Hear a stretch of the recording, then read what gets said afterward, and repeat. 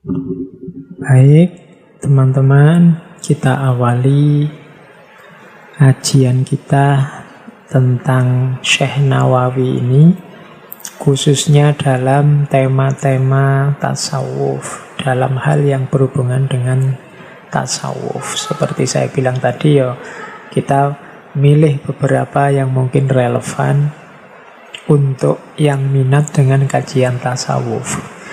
Dan kemudian kalau teman-teman memang berminat, ya silahkan diperdalam sendiri.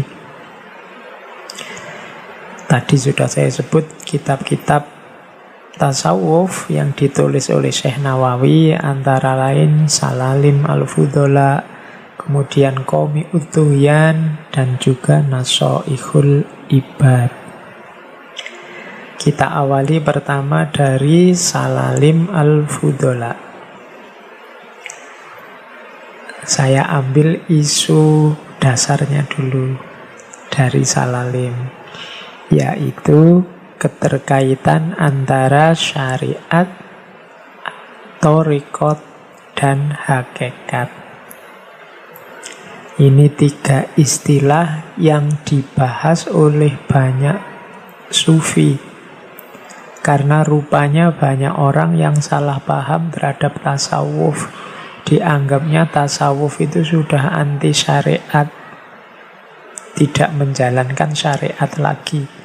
Dianggapnya orang-orang sufi itu sudah merasa makomnya tinggi sehingga sudah tidak mau syariat lagi.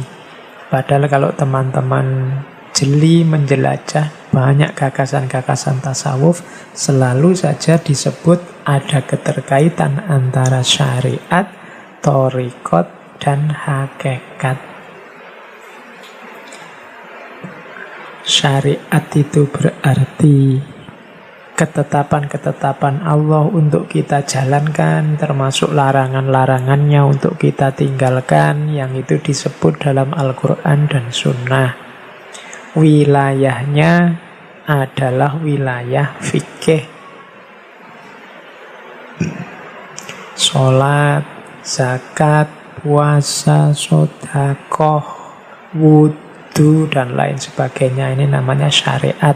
Ada dasarnya Al-Quran, ada dasarnya Sunnah. Semua perilaku kita sebagai seorang yang beragama, seorang Muslim, harus punya dasar, punya akar dalam syariat. Tidak boleh ngarang sendiri.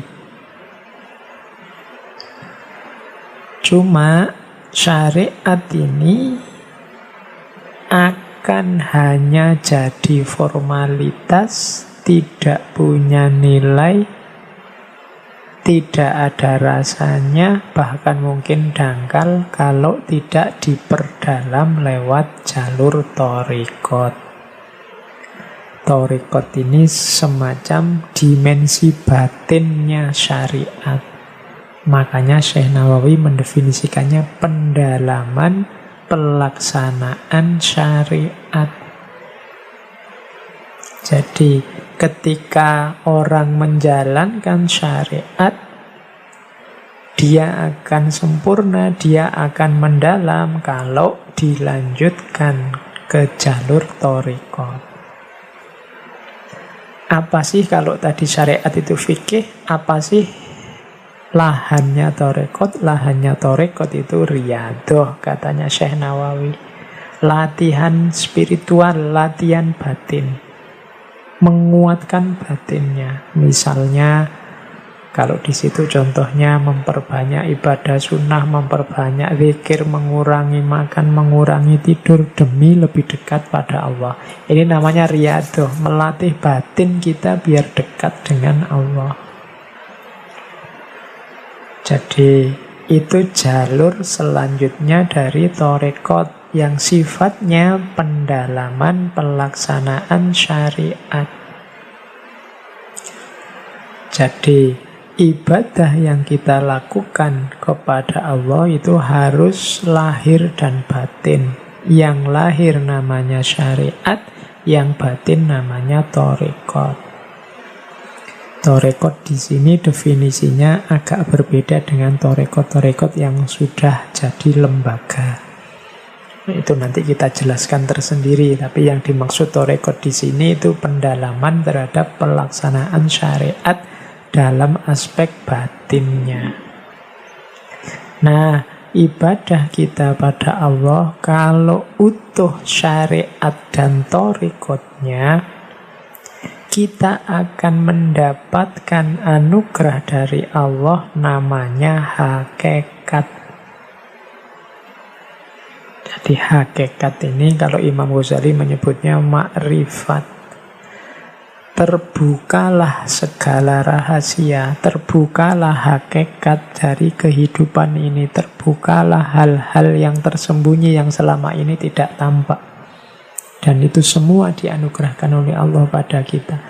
Jadi melahirkan kesadaran hakikat. Ini buahnya syariat dan thariqat.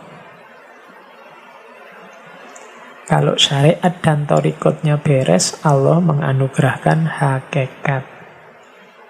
Syekh Nawawi menggunakan pralambang, menggunakan isyarat.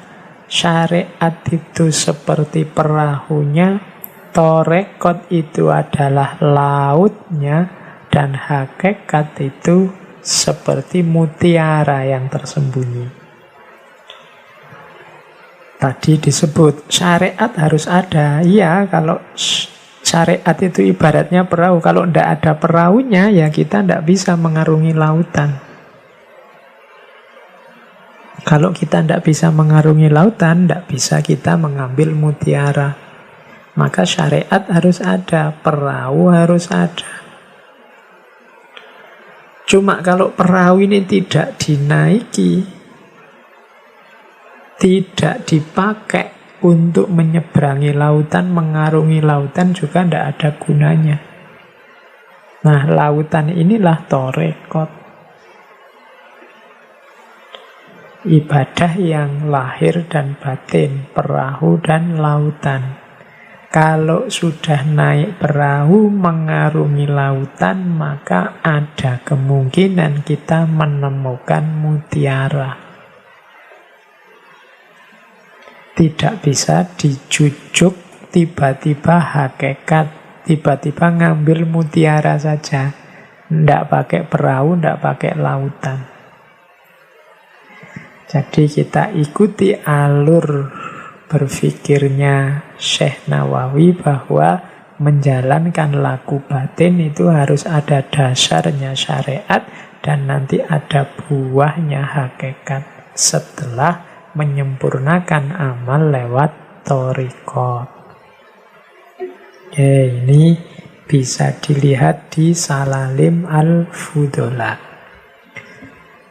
Terus kalau sudah ngerti petanya syariat, thariqat, hakikat, sekarang saatnya melakukan perjalanan di dunia sufi, menempuh jalan sufi. Ini nanti Syekh Nawawi dalam Salalim Al-Fudola memberi 9 wasiat yang harus diperhatikan oleh mereka yang berminat untuk menempuh jalan batin.